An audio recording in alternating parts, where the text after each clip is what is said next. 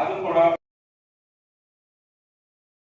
शास्त्रज्ञांनी सुचवलेली, पण शास्त्रज्ञांचे फार कमी लोक ऐकतात.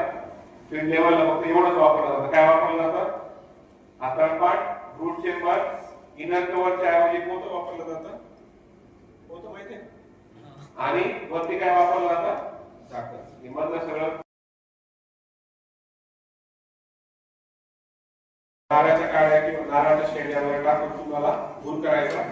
जसं लोहाराचा भाता चालतो, आवाज आला तर इथून हवा, इथं कनेक्शन आहे बघा, इथून हवा आतमध्ये सोडली जाते, त्यामुळं आग चांगली पेटते, धूर चांगला तयार होतो. आणि आपल्याला धूर चांगल्या डायरेक्शनला देण्यासाठी इथं वरती निवडतं तोंड दिलं, त्याला काय म्हणतात? त्याच्यामुळे मधमाशा 45 मिनिटं तुमच्या नादी लागतात. किती मिनिटं? धूर दिल्याने आग तयार नाही होत, नाही की नाही? मग सायंटिफिकली काय होतं की मधमाशांना जर धूर आला, त्यांना आता जंगल मधमाशी कुठं राहतात? जंगलात. पूर्वी जंगलात काय लागायचं? आग लागायची.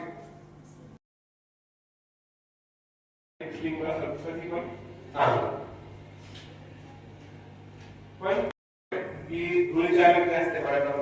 आता क्लासमध्ये धूळ आली लगेच चालू, आपण काय म्हणतो धुळीची आग. तसं जर एखाद्याला मधमाशी चावली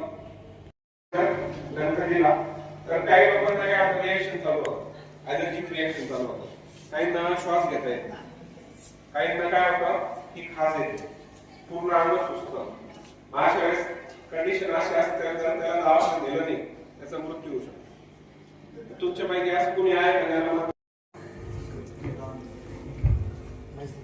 आपण हे काढू शकतो?